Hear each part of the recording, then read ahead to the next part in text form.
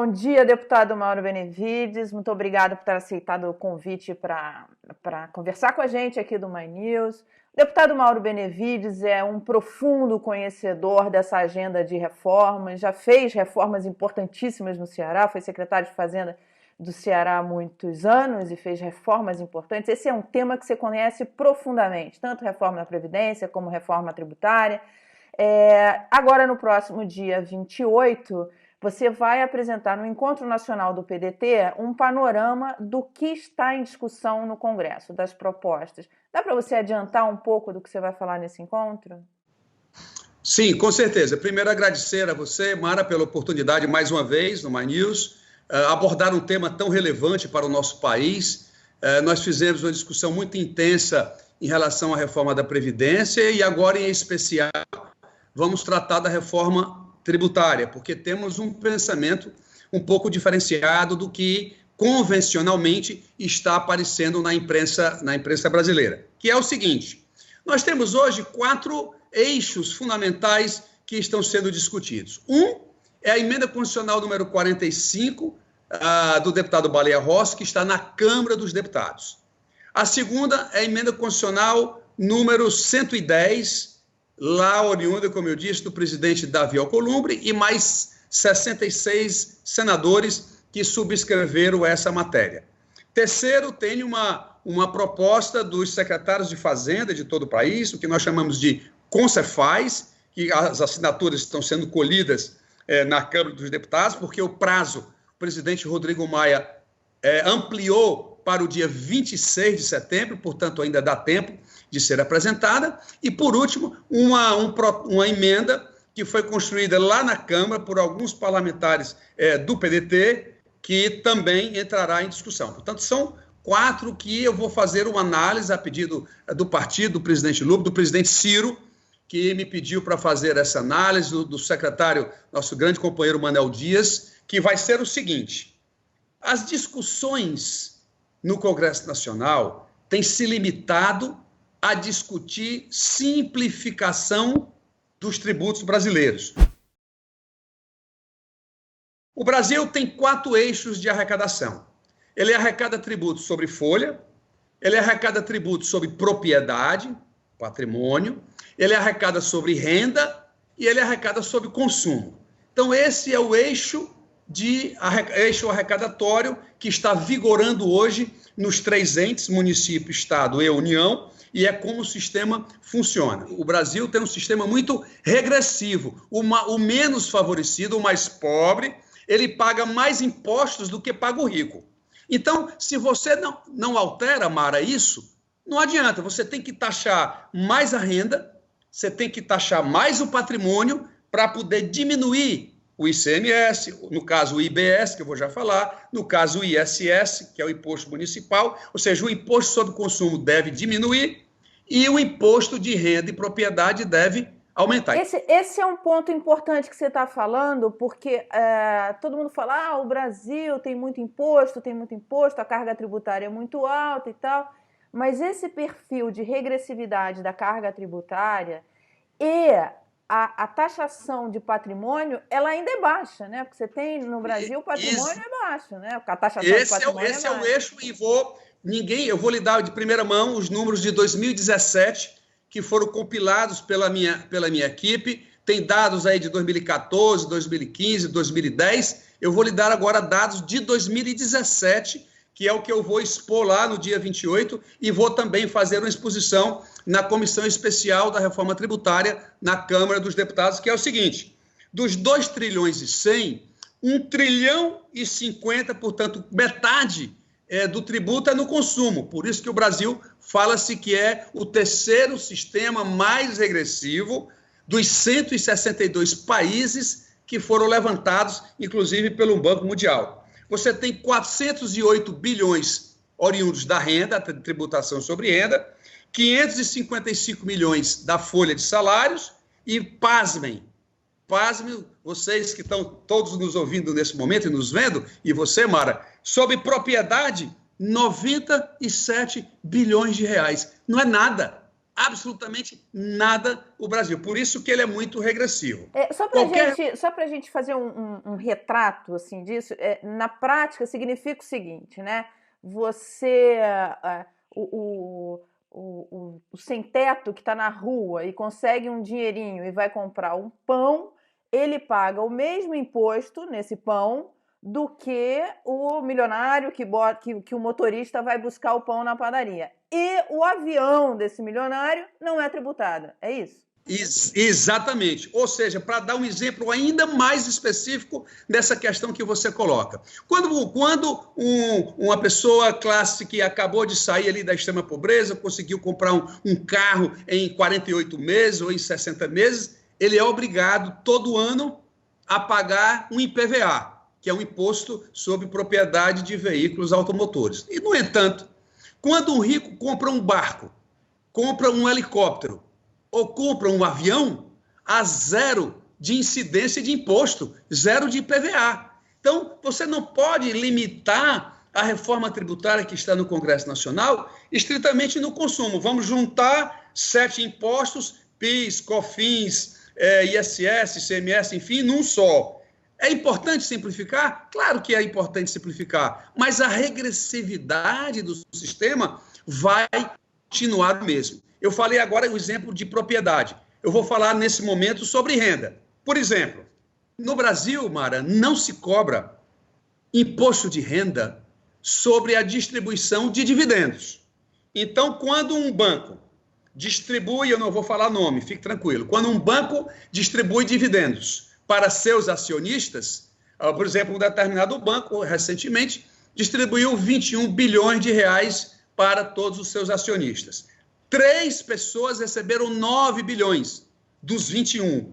E essa pessoa recebeu 3 bilhões de reais sem pagar absolutamente nada de imposto de renda. Isso não faz sentido. Aliás, só o Brasil e a Estônia não pagam imposto de renda na distribuição de dividendos. Então, mesmo que para isso você crie um imposto de renda sobre lucros e dividendos e você recalibre o imposto de renda da pessoa jurídica. Você pode fazer um mix de tal forma que a carga brasileira, porque essa reforma não pode ser feita para aumentar a carga. O povo brasileiro não aceita mais que os políticos venham arranjar alguma maneira de aumentar a carga tributária. No entanto, nós temos que arranjar uma maneira de aumentar a tributação sobre renda, a tributação sobre patrimônio e reduzir a tributação sobre consumo, que é a grande discussão que eu vou procurar fazer, tanto no âmbito do Congresso Nacional, como no encontro nacional que o PDT fará no próximo dia 28. E nessas 4 propostas, então, que estão no Congresso,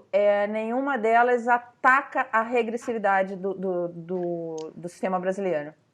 Vamos lá. A do Senado, ela passa, assim, por longe na tentativa de inserir o barco, o helicóptero e o avião na propriedade, isso é bom, isso é importante, e passa também um pouco lá na do PDT, ela passa no imposto de renda sobre lucros e dividendos e também do patrimônio. Então, você tem um avanço nesse sentido. Agora, todas elas alteram o sistema tributário brasileiro do imposto na origem, passando para o imposto no destino. O que é isso? Para as pessoas compreenderem melhor. Quando a indústria, no meu estado do Ceará, compra um bem lá do Rio Grande do Sul, como é que é feita a carga do ICMS, que é o Imposto sobre Circulação de Mercadorias e Serviços, que é o imposto estadual? Como é que é feito isso? Quando essa indústria compra de São Paulo, hoje a alíquota de ICMS no Brasil é 18%. Então, como é que é feita essa distribuição? São Paulo, quando vende, fica com 7%, ou Rio de Janeiro, ou Rio Grande do Sul, enfim, fica com 7%, e o estado que está comprando fica com 11%. 7% com 11% fazem os 18%. Na nova sistemática, os 18% vão todos para o destino, ou seja, fica com o tributo quem está comprando, ou seja, quem está pagando. O que é que isso significa no curto prazo? Significa que os estados produtores vão perder um pouco de receita e os estados consumidores, como é o caso do Norte, Nordeste e Centro-Oeste, eles ganhariam, porque são estados que produzem menos do que consomem, tem que comprar de fora dos outros estados. Entretanto, Mara, tem uma pegadinha.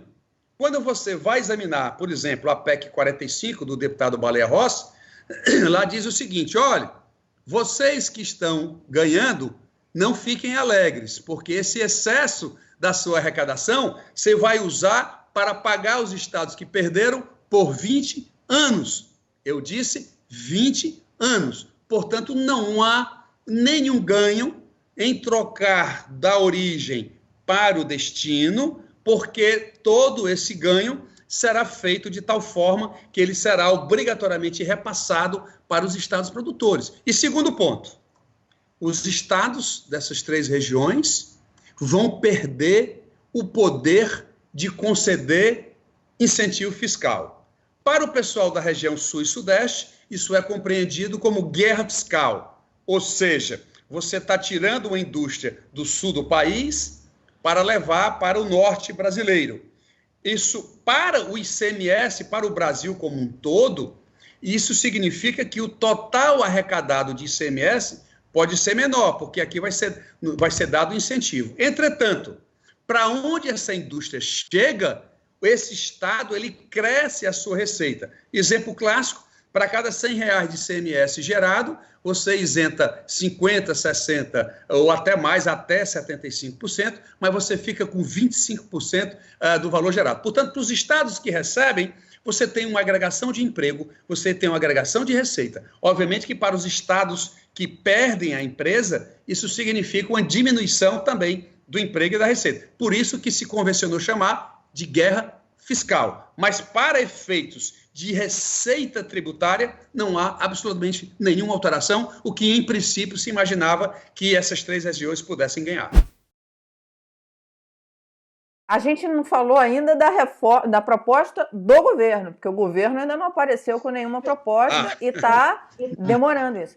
Minhas perguntas são: o senhor acredita que o governo ainda vai ter tempo de apresentar uma proposta, ou alguma dessas propostas vão acabar saindo antes do governo apresentar um projeto, uma proposta? Segundo, o governo chegou a lhe chamar para ouvi-lo, porque o senhor tem muita experiência nesse assunto. Há uma preocupação, desde a reforma da Previdência, em relação à contribuição sobre folha, a contribuição patronal sobre folha, que hoje no Brasil representa aproximadamente 300 bilhões de reais, que é o que as empresas pagam com a contribuição patronal. Que contribuição patronal é essa? São aqueles 20% que a empresa tem que pagar sobre o salário do trabalhador que está prestando o serviço na sua empresa. Só que lá, a ideia era a seguinte: em vez de juntar os impostos dos federais com o estadual ICMS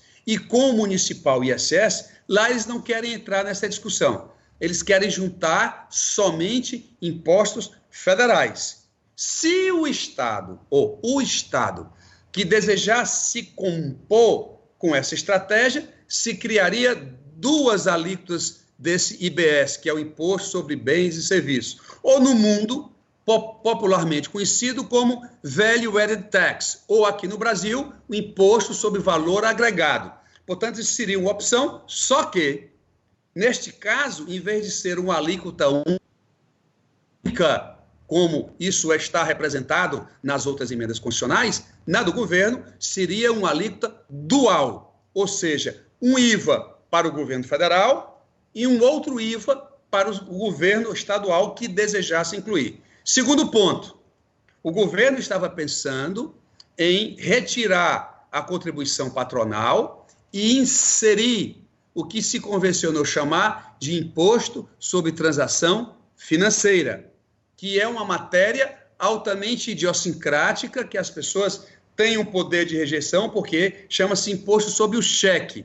Ou seja, se você passava um cheque de R$100, você pagava uma alíquota. À época, até 2007, você pagava uma alíquota de 0,38%. Pois bem, o que estava pensado agora era uma alíquota de 0,2%, mas só que tanto na entrada como na saída. Na realidade, era 0,40 o total da alíquota. Só que, para acabar com essa discussão, eu vou dar minha opinião pessoal, Mara. Essa não é uma opinião do meu partido, não é uma opinião assim, do próprio governo, mas a minha opinião é que podia retirar essa discussão, que ia ser regressivo, quais são os dois argumentos contra esse imposto sobre transação financeira, tecnicamente, os meus colegas economistas. Primeiro, é que ela continua sendo regressiva.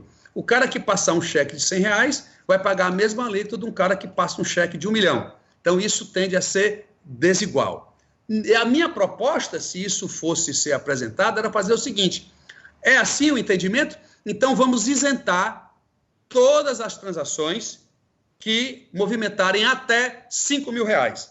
Isso significa que 82% da população brasileira estaria fora dessa conversa. A questão da regressividade estava eliminada. Você chegou a falar isso para o governo?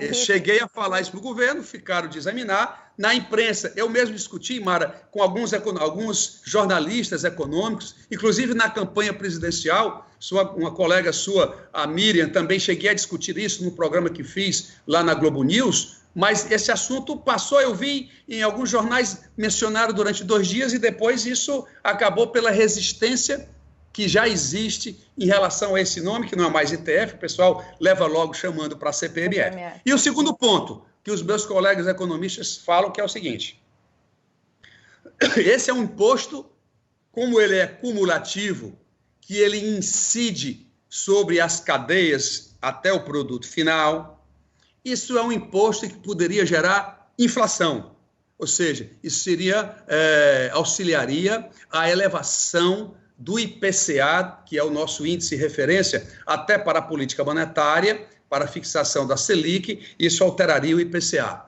Pois bem, eu pedi minha equipe, Mara, para levantar como se comportou o IPCA nos anos em que a CPMF, com 0,38, funcionou aqui no Brasil. Ou seja, para tentar ver na prática se aquele argumento da cumulatividade incidente sobre todas as etapas da cadeia de produção, se isso era verdadeiro. E devo lhe dizer de primeira mão, isso não procede. A inflação, ela baixou de 11 para 6, para 5,89 e ficou ali zanzando em 5,80, 5,2, 5,8, que é um outro dado que eu estou também apresentando de primeira mão, que eu vou apresentar lá no dia 28 e vou dizer que essa informação dos meus colegas da economia, não, isso é um absurdo, isso vai incidir na cadeia, isso vai ser inflacionário, também não tem sentido. Você apresentou um substitutivo na reforma da Previdência, tinha um substitutivo, uma reforma, inclusive, mais robusta até do que foi apresentada pelo governo, que previa capitalização, enfim, uma proposta bem moderna.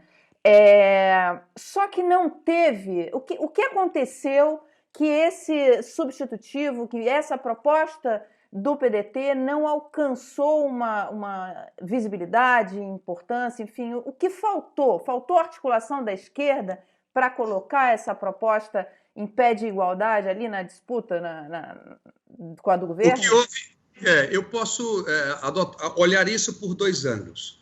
O primeiro ângulo foi que a Câmara dos Deputados, através de alguns líderes, tinha vamos dizer assim, um confronto direto com alguns governadores, interpretavam que esses avanços mais fortes que a nossa emenda estava propondo naquele momento poderia significar mais caixa para os governadores, ou seja, uma maior folga fiscal para esses governos, e aquilo acabou não só dissipando a história da capitalização que o próprio ministro Paulo Guedes falou, e nesse assunto conversei não só com a equipe, mas com ele próprio, porque na nossa emenda, e eu estou discutindo com o meu partido, eu não tenho autorização ainda, mas vou falar para você aqui. Eu estou pensando retirar do eixo da reforma o item que trata da capitalização de contas individuais. Porque lá a gente tinha uma proposta, que era uma proposta, inclusive, que o presidente Ciro adotou na campanha presidencial, que era o seguinte: a capitalização, você tinha uma base de repartição reparametrizada, ou seja, com nova idade, com novo tempo de contribuição, mas acima de um valor, e ali estava discutido se era 4 mil ou 5 mil reais, o que você excedesse, se tivesse de rendimento excedendo esse 4 mil ou 5 mil reais, obrigatoriamente você iria para o regime de capitalização de contas individuais. Inclusive, na nossa abordagem, se hoje a alíquota patronal era 20, você reduziria essa contribuição patronal para o mesmo percentual que o trabalhador pagava. Que o trabalhador no setor privado, por exemplo, ele paga de 8,5% a 11%. Então, se ele pagava 8,5%, a empresa pagaria 8,5%. Se ele pagasse 11%, a contribuição patronal seria 11%. Você cairia de 20% para 8,5%. Mas o que faltou para essa proposta ganhar protagonismo? Capitalização ficou totalmente descartada da discussão, porque o ministro Paulo Guedes, e aí não quero, enfim, fizemos, ele me escutou, eu agradeço por isso, mas para ele o sistema de capitalização era sem contribuição patronal, zero. E outra coisa, e além disso, ele queria um sistema de capitalização que não tivesse um mínimo de renda na repartição para minimizar o risco de renda futura. Enfim, então agora, na última conversa que tive com ele alimenta essa possibilidade. Eu estou discutindo com o meu partido a forma de a gente entrar na Câmara dos Deputados somente tratando do regime de capitalização complementar, que é o termo adequado técnico, porque tem uma base ainda de repartição. Vamos ver se isso consegue prosperar lá pela Câmara dos Deputados. Você tem uma visão muito progressista nessa área fiscal, enfim, fez um trabalho reconhecido internacionalmente, você fez esse trabalho no Ceará. Você vê hoje no Congresso, na Câmara, enfim, novos deputados que estão começando agora e que estão alinhados com essa proposta, que estão formando ali um bloco de centro-esquerda. No caso específico da Tabata Amaral, ela tem essa. Nós fizemos uma entrevista com ela também tem essa visão fiscalmente responsável. Na agenda de reformas que vai passar pelo Congresso nos próximos meses e nos próximos anos, enfim, para tornar esse Estado eficiente, como é que a cúpula do partido está enxergando esses posicionamentos? Enfim, no caso específico da deputada Tabata Amaral, que ficou mais visível, enfim, o caso dela de ter votado a favor da reforma, esse posicionamento de buscar um Estado mais eficiente, como a cúpula do partido vê isso? Bom, eu acho que a Câmara está num sentimento muito forte de reforma. Eu acho que nós temos lá vários colegas que estão realmente com esse pensamento. Agora, o que está acontecendo é que o governo não quer fazer reforma.